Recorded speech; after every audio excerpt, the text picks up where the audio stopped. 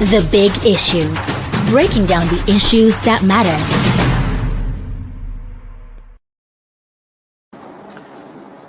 Hello, listener. Welcome to Leadership Podcast. It is yet another edition of Big Issue, and I remain your one and only George Agba. First of all, let me apologize for the slight delay. It was due to a little unforeseen hitch that was beyond our control. And of course, we're not going to waste the time any longer. With me here in the studio are my colleagues and in-house analysts, very vibrant in-house analysts. And of course, we have Silas Eze Ugu. Yeah, that's what happened. Bode Gbadebo. My pleasure as always. Tunde Oguntola. Thank you for having me. And of course, an economic expert, Sis Hammer. Thank you. Good to be here. You're all welcome to the program. And the big issue of the day is the attention drawn by the Minister of State for Science, Technology and Innovation, Mohammed Abdullahi, to the latest projection by the Managing Director of World Economic Forum, Saadia Zahidi, in a 2020 report, as quoted by the minister, that in the next 5 years, about 85 million jobs will be disrupted around the world due to lack of skills, population, robotics, and remote work, among others, and that Nigeria will lose 65 million of these jobs. Specifically, the minister, while speaking at the Generation Unlimited Nigeria launch in Abuja on Wednesday, warned that about 65 million Nigerian youths could be unemployed in 2025 due to predicted economic disruptions and other indicators around the world. He called on government and the organized private sector to initiate urgent interventions in order to engage Nigerian youth to make their lives more meaningful. While from Leadership newspaper's estimation of this figure, that is approximately 1 in every 3 Nigerians, going about the country's population of about 200 million. How is this possible that only Nigeria will lose 65 million jobs out of the 85 million jobs projected globally? Silas.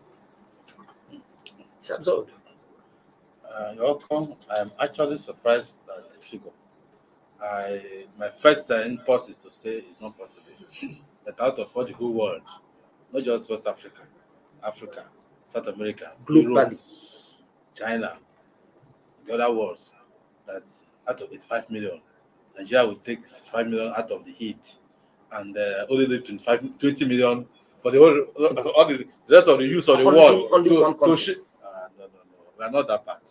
If the figure is 5 million, I think there's a mix up somewhere. The minister needs to check his facts correctly. Yes, of course. I don't believe Bode, what do you think? No, I think Salah is right. 65 million Nigerian youth is not a joke. It's not a joke. And if you have 65 million Nigerian youth losing their job over a period of 5 years, it means 4 years. The whole economy will be on its knee. Because I can tell you, it is the vibrant youth that are the lives are blood of the economy. So if you have 65 million of them, which I don't even believe are working already, let alone losing their job, I don't believe we don't have 65 million active Nigerian youth working, engaged productively. I don't believe that. So I think there is something wrong with the figure. What we actually saw is a projection that 85 million people across the world are likely to lose their job due to automation. For example, we are in a COVID-19 era. A lot of jobs have been automated, forcing organizations to ask people to go. We don't need your service any longer. We also have the issue of remote work. People now stay back at home to work. So now workplace need less people, less physical presence to work. So only less people are needed to carry out tasks. So that's why people are losing their job. And it is projected by the World Economic Forum, according to the Future of Job Report 2020, that 85 million all over the world are likely to lose their job. And now that we are having a clearing call or a kind of alarm from our own end here by the Minister of Science and Technology, Minister of Environment, that 65 of the 85 will be from Nigeria. Well, like we said, the figure look very, very Contradictory. Yes, contradictory and unbelievable. But then we should not lose our guard. a concerted effort must be put in place by government to make sure that we don't fall victim to what is happening around the economy. Thank you, Bode. I see. Let's assume that, good and fine, the World Economic Forum made its projection, and they could be right based on their own estimation. What the Minister of State for Science and Innovation would have looked within, and then perhaps what he's trying to say is that he's trying to tell the World Economic Forum that it's likely your statistics were not gotten well, because in Nigeria alone, it is likely that 65 million people will lost job. That's one in every three in Nigeria. When juxtaposed with our own population of 200 million. Says, what do you think? Well, let's take into consideration the fact that Nigeria, one West African, or Nigeria, every African, out of every 4 Africans, there is one Nigerian, and out of every West African, there is every 2 West Africans, there is one Nigeria. So they may be looking at the population of Nigeria to predict that that much will be affected. Still, I don't believe it, and for these reasons. I was looking at a Wikipedia report, demographics report on Nigeria just before we got here. Wikipedia says we are about 212 million Nigerians. The World Bank says 209 million Nigerians. Out of the number we are talking about, 1 million are non-Africans. 1 million persons that are non-Africans live in Nigeria. We have 800,000 Indians. We have 100,000 Americans. We have 75,000 Lebanese, 60,000 Chinese, and 16,000 from the UK that live in Nigeria. But let's look at this.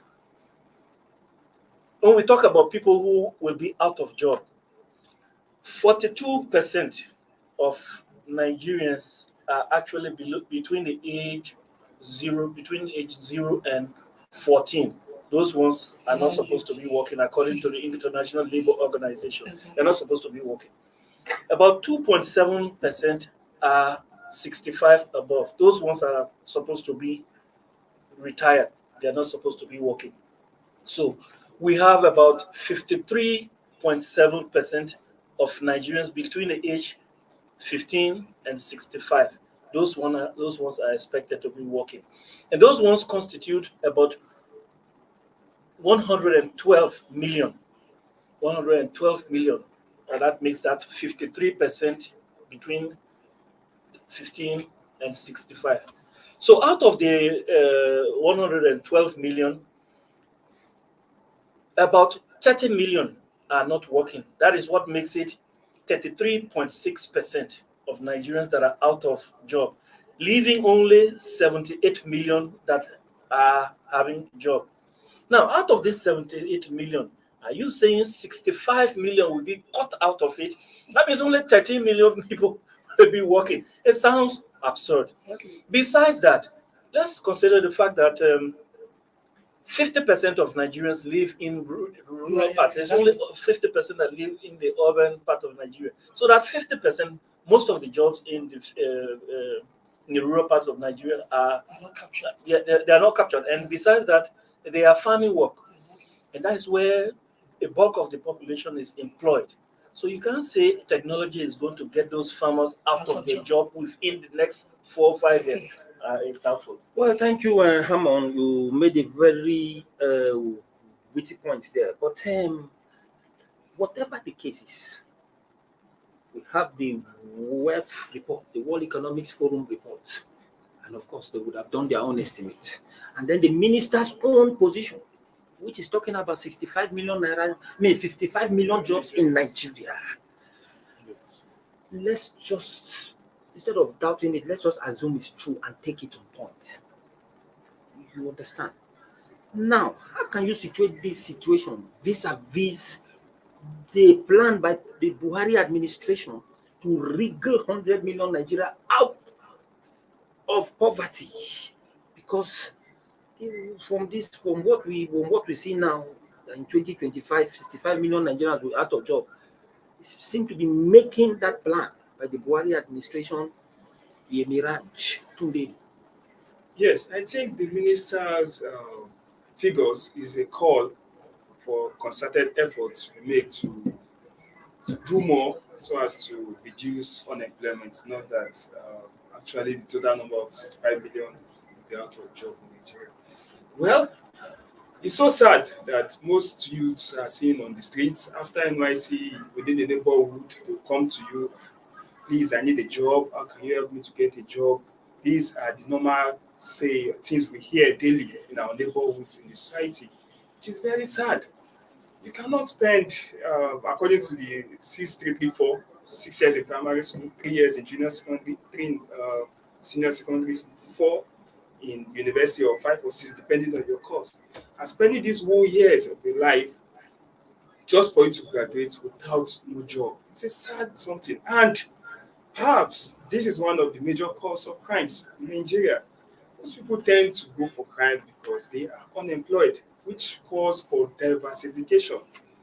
Over the years, Nigerians has relied on oil base and depend on oil for everything, to pay salaries, for job. And President Muhammad Abdullahi, within 1-2 months ago, said even though if you graduate with the best degree, the civil service is free.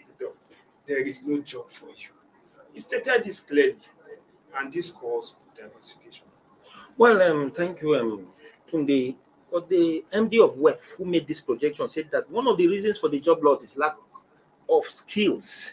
And then relate that to the Nigerian situation. Relate it to the Nigerian situation first. Because when education is threatened by insecurity, it means it will make skill acquisition difficult.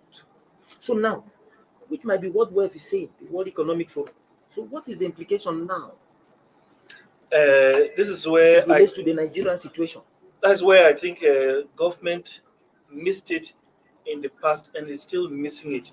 You know, there is so much emphasis on tertiary education. I'm talking about the universities. But even when people go to the universities, you have to have people who have skills. Look, there are developed countries, in a country like Germany, let's take for example. Not many of their citizens are university graduates. Technical skills is what keeps Germany moving. So you have people who can repair the air conditioners. People, when you want to build houses, people need to be there, laborers to lay blocks. People need you need people as plumbers. You need just welders. Yes, welders and all of that. That's the education printers, we are pushing aside, and we're making emphasis on university education. And that is I think that's what I just feel this lack of technical skills is really hampering us as a nation. Yeah. For instance, Nigeria cannot make this simple code. It's very difficult. And if you visit Chinese or watch 3 videos online, this code now can be made by like 10 people. Just one stretching one long line. The other one is putting a rubber. There is production process ongoing. But we lack this as a nation. Rather, in our primary school, they will teach us how to draw cockroach, how to label skeleton. These are what have been taught. So how can you expect, after doing all this, while the likes our other counterparts in other parts of the world are dwelling in building technology, building their technical skills, we cannot compete. Constructive skill acquisition. We just need to change the way we are doing things. Well, Tunde, another reason given by the World Economic Forum MD for the job loss is our growing population. It is projected that in the next 30 years, Nigeria will be up to 400 million. So now, what can Nigeria do? How do we improve this?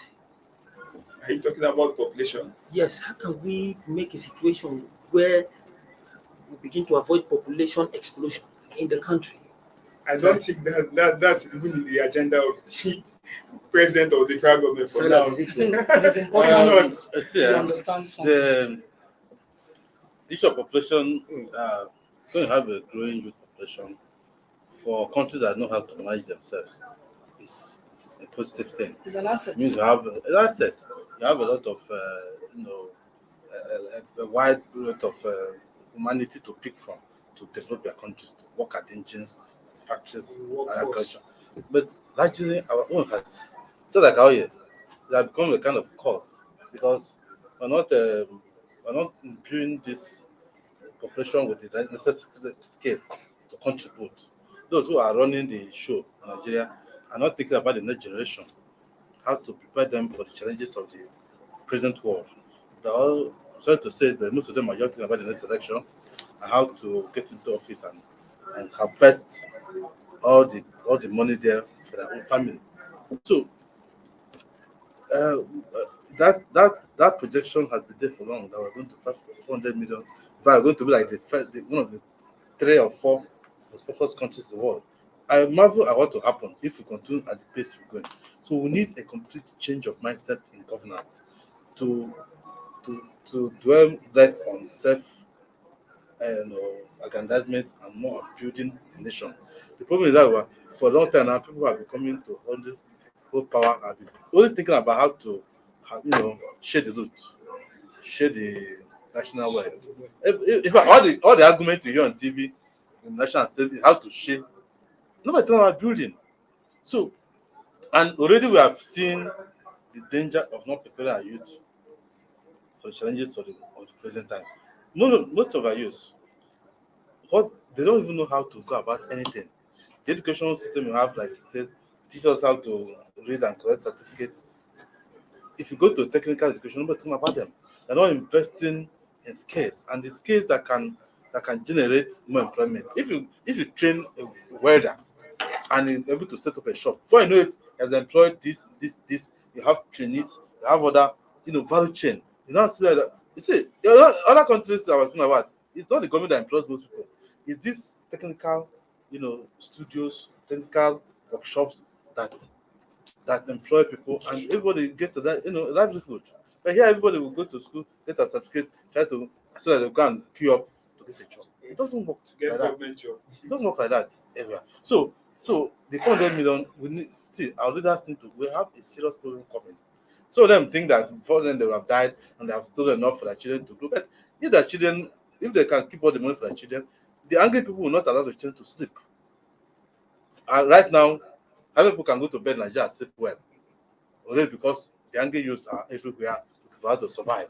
So we need to change our orientation to politics, to education, and invest more in the youth, teach them skills and how to survive, entrepreneurship and all that. Yes, thank you, Silas. What we should be looking at here, based on the World Economic Forum's report, is population control. Does Nigeria really have No.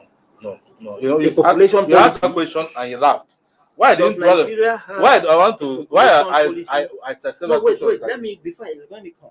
I remember during the military junta of former military president Ibrahim Babangida, there was something that looks like a population policy where it was approved that there should be 4 children per couple, and that could be what NHI has adopted. And some other organization, when they now say they allow free medical access to a man, his wife, and 4 children. I think we So if that was a policy, really, can't we go back to that in checking? it's not about policy. We don't need a policy because we are mixing up a lot of things in this country. For example, if you say we need to have a policy and we have a policy to say each couple should produce a child, and you end up with 30 million Nigerians only, without proper planning, without the right education, without the right institution, everything will still come back to the way we are today, even if we are 10 million in Nigeria. And that's where we are missing it. We have a fundamental problem. I didn't have the opportunity of talking about the right skill when you ask them about the right skills. Now, this is a country that people don't even know the difference between a university system and polytechnic. People don't know. People just believe this is a higher institution. If I'm not in university, I can be in a polytechnic. They don't know why a university is set up and why we have a polytechnic. These are all the functions of our type of leadership. No clear-cut, policy to tell people this is why this is this. And for everything, when you don't have purpose, it will not be purposeful. So that is why the skills is not there. Now people are not taught, students are not taught to be employable. People are only taught to cram some things in their brain and go out and recite it. And that is not knowledge. And oftentimes, we also in this country confuse literacy with education. That's another challenge. Literacy, the ability to read and write, is not education. Education on its own is for you to be useful to yourself and your immediate society.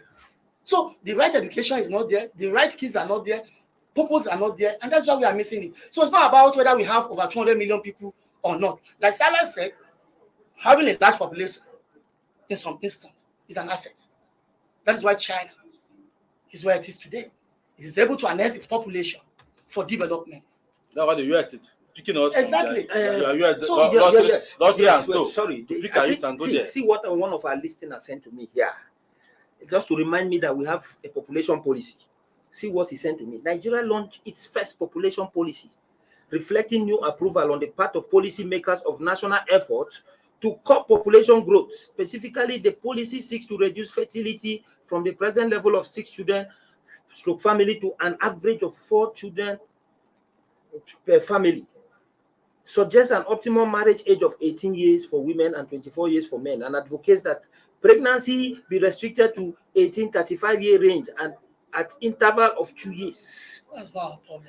Then $100 million has been allocated for a new family planning program, while $67 million was which is being provided by the U.S. Agency for International Development Aid. The Nigeria program is the largest population program in Africa. Most of the funds will be used to bring family planning service to government and the I see. I think what our listeners sent here is to let us know that there is a population policy. But before we discuss that, let's just take a short break and we'll be back. Yeah, it's gonna make a short call.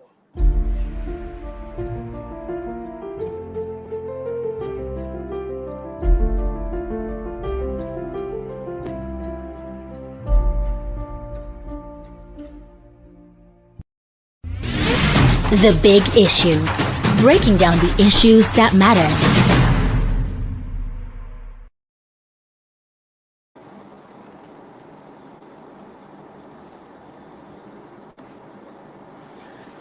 Hello, listener. You're welcome back.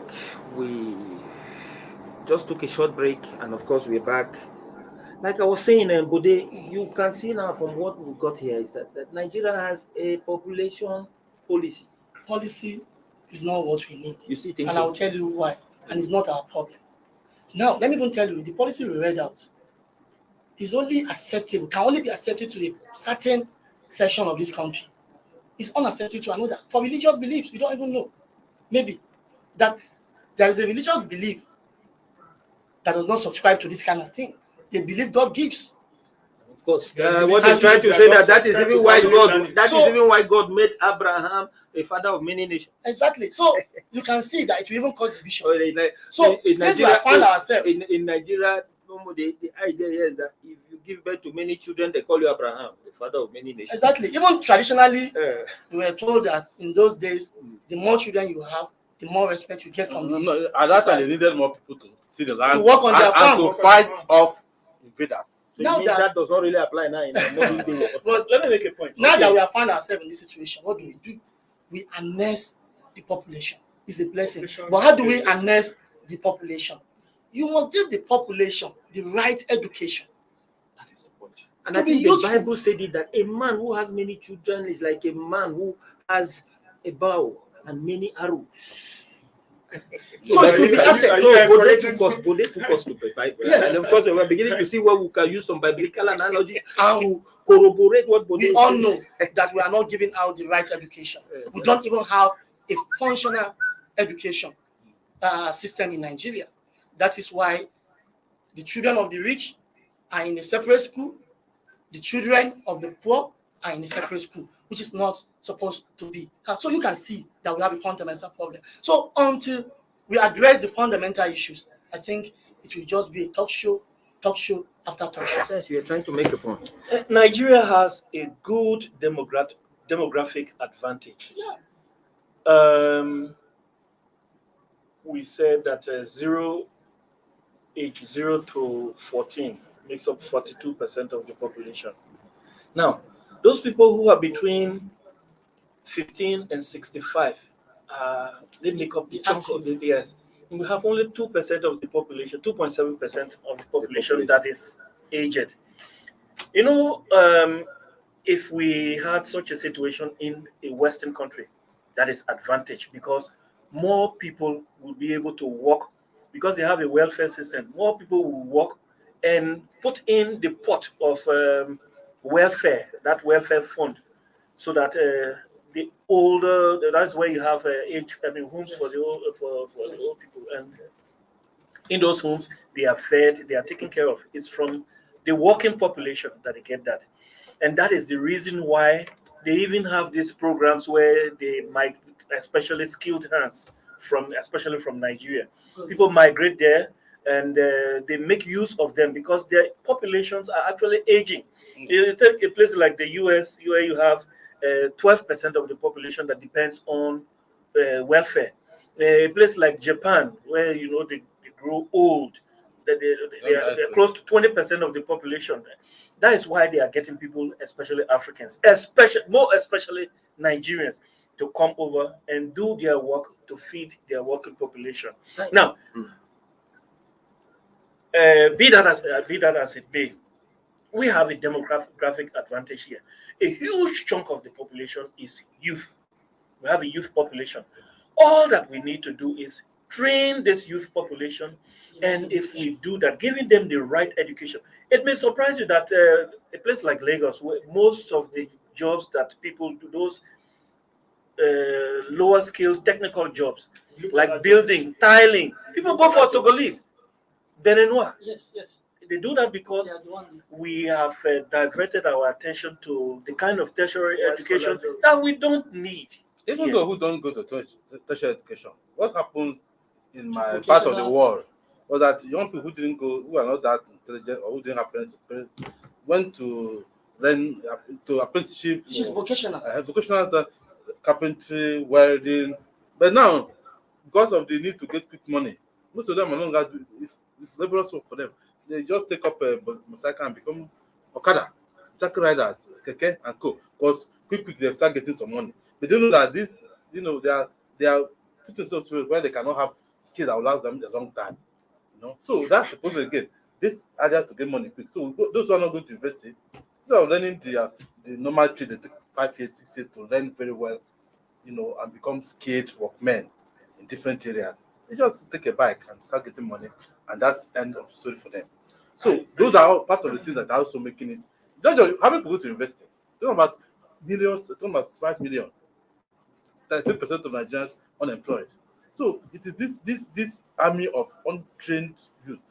And I'm sorry to say that in the back of the country, especially in the north, where that's not in education is not that so popular, and even as a campaign now to stop from going to school and kidnapping them, that's why I found out that there's more crime there. If you do an analysis, find out that more crime there because there's no education, there's no training on skills, and a lot of lack of parental, guidance too.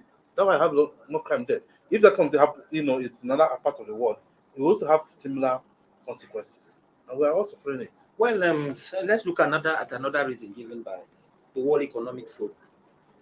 The forum projected that in 2025, robotics will take away jobs from the youth. What is your view, Tunde? That a situation, what do you look? Is kind of a situation where robots will not take over the job meant for humans. Very simple. I don't believe robots will take away the job meant for humans. What the government needs to do is to invest in technology. We need that investment. When you're adequately skilled, who controls the robot? Can robots control themselves? But some of these cars manufactured by Mercedes-Benz, like the 2021 something E-Class also. So I discovered that car has an autopilot. It drives by itself.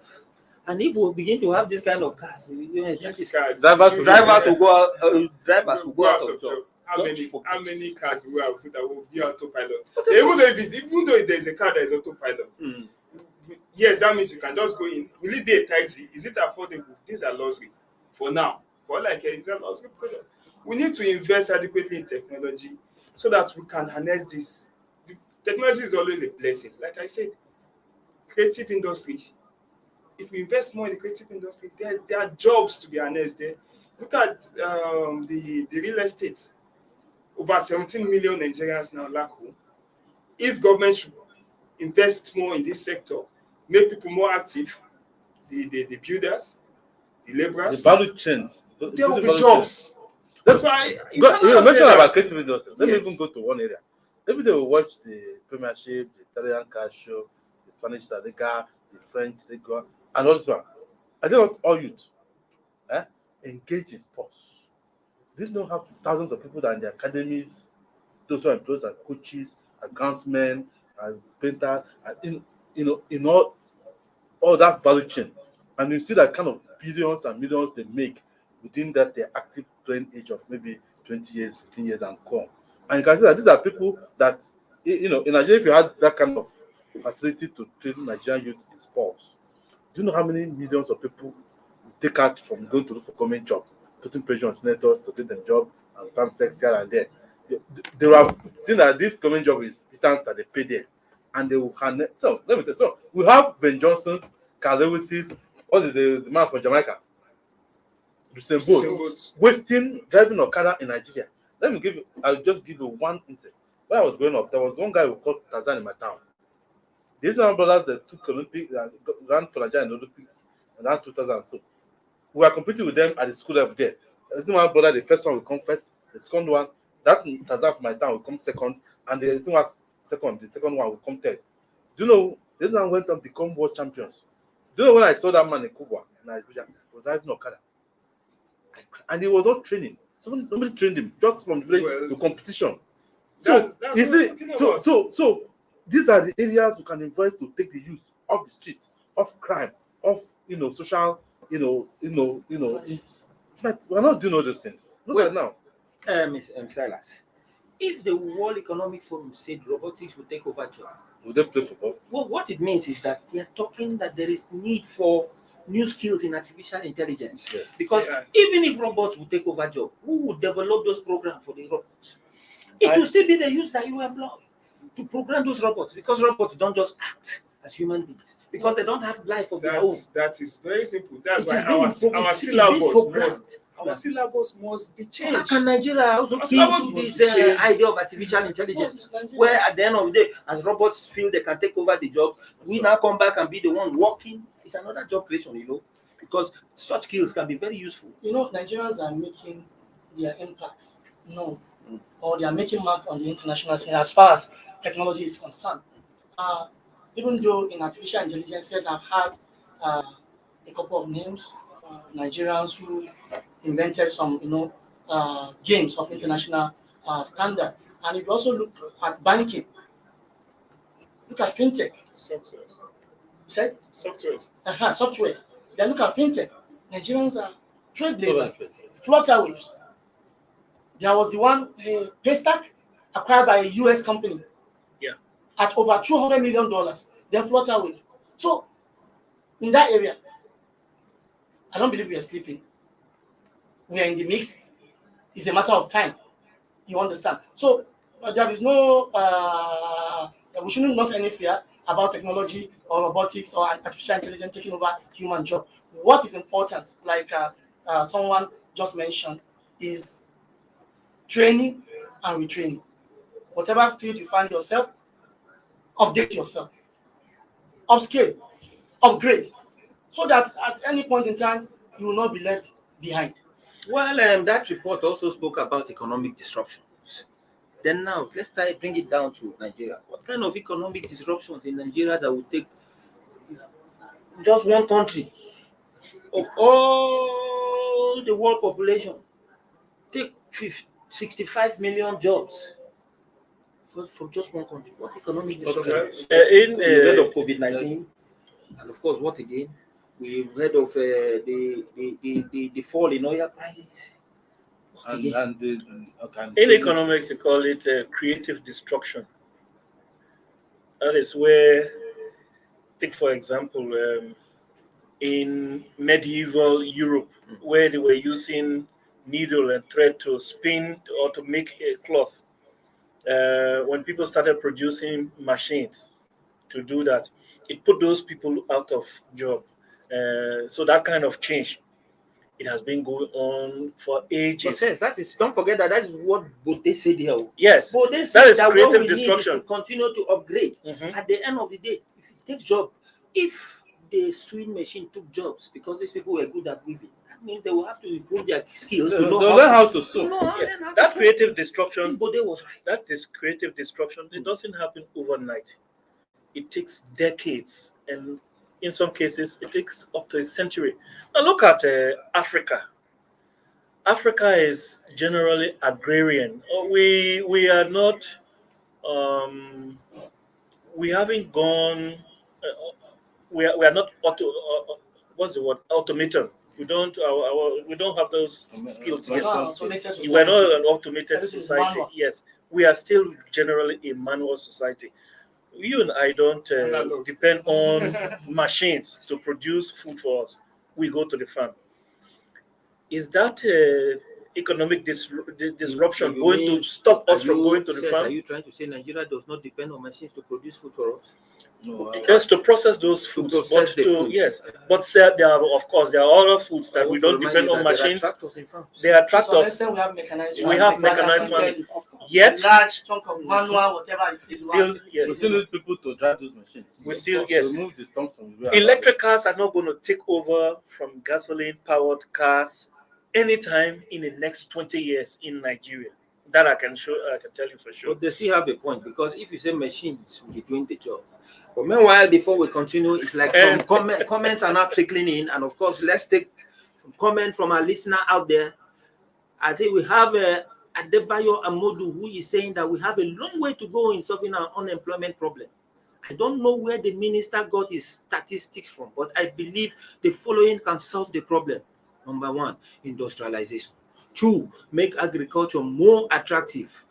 Good development plans, restructure our educational system, and then we look into that same population control we are talking No, that about. would You be see what controversial. Amodu has said. Huh? I subscribe to the 4 points, but the That's last one, number 4. I subscribe the to. last point, population control, will be controversial. So anything that will be controversial will not provide result for But I us. think So what we have Amodu to has there is do very away with that constructive. and look for That alternatives. means we have to make do with what we have, and Yes, that is what we is have the missing- population. Let's make use of the Yes, population, let's turn it and to the asset. only way is Because to we are educate the accepting- population, give them the right Well, education. adding to what Bayo just said, I think also the youth need proper career guidance when choosing courses, and as well technical vocational education. And I'm not an Igbo man, I'm a Yoruba person, but I will adopt for Nigerians to go by the way of the Igbos, the entrepreneurship education of serving someone, learning from the trade and apprenticeship and becoming a boss. That's what I'm saying. Well, that is all we can take for today. And of course, listener, I hope you had a wonderful time being with us. And of course, the issue here is that of grave concern, because it affects me as well as you. 2025, you might not have a job. I might not have a job. My colleagues and our analysts here might not have a job. Of course, it's an issue that should worry all of us. And of course, as we round up, I hope that you will always make your contributions by way of putting them out there in the social media to let government understand what you've just said. But for now, I would like to say a big thank you to my colleagues and in-house analysts here who have actually done what we were able to do to bring the matter to the full, to the public, and interrogate it the way we have just done. And as in that case, I'll say a big thank you to Tunde, Thank you, George. Bode, My pleasure. Silas, and Sis. Join us same time tomorrow for another edition of this program. And for now, we say goodbye.